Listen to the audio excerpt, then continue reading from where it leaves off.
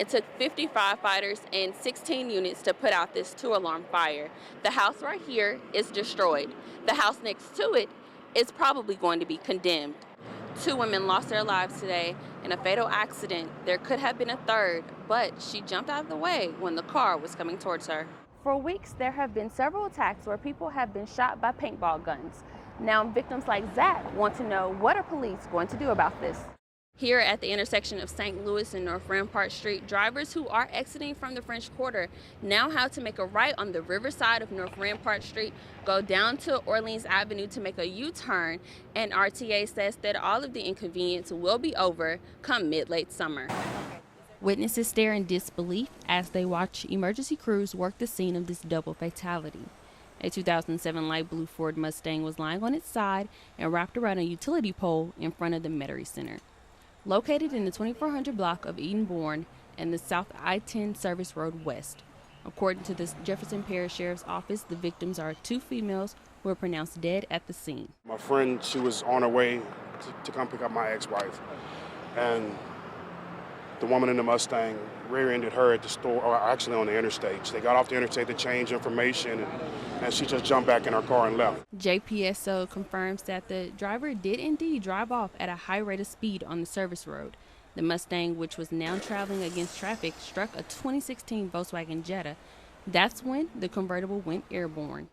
Two women lost their lives today in a fatal accident. There could have been a third, but she jumped out of the way when the car was coming towards her. It looked like she was going to come up on the sidewalk where I was walking, and I ran into the parking lot by the Progressive building, and as I ran, I stopped and I turned around. I was like, she's going to get in a bad accident, and that's when I saw she hit the first car right here, and then she flipped over. It's not clear why the driver of the Mustang did not stop when she hit the first car. JPSO will be talking to witnesses to learn more about what led to the deadly crash. Zyneria Byrd reporting. That house burned down from spotters and burned that house. Like, it's just a coincidence? I don't think so.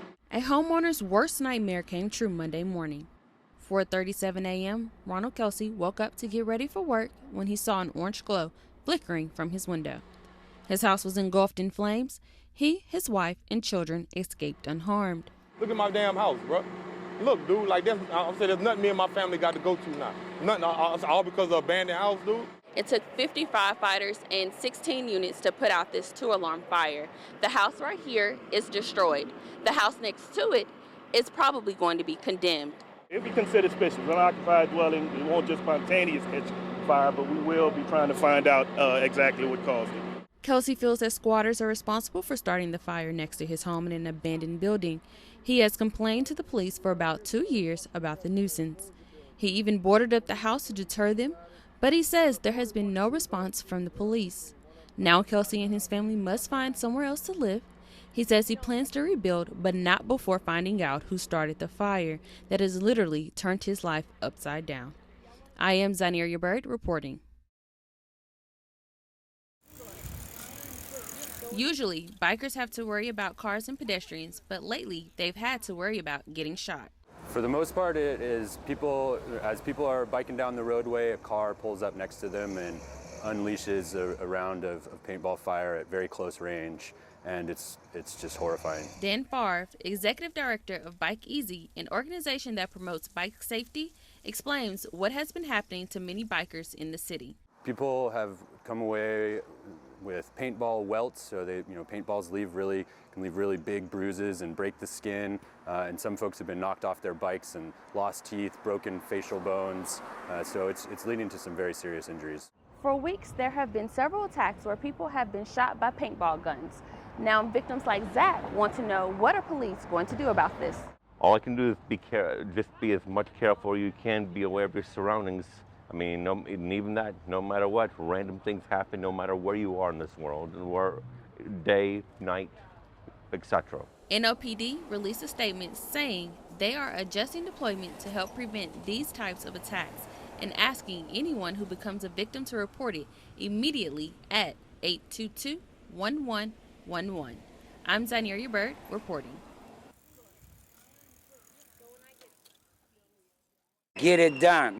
This driver says he will be relieved when the streetcar project for North Rampart Street and St. Claude Street is over. But drivers are going to have to wait just a little bit longer and expect more detours and delays. I'm a resident of the French Quarters, and while I believe this is good progress for the city, it's taken too long. Toulouse Street is one of the latest closures since the project began nearly a year ago. And some drivers like Edgar Wilson say they weren't ready for it. I want to get to where I'm going at. I don't want to get detoured and go back around, you know what I'm saying? But now I know, so I wouldn't come this way. I'm going to just keep going the other way now.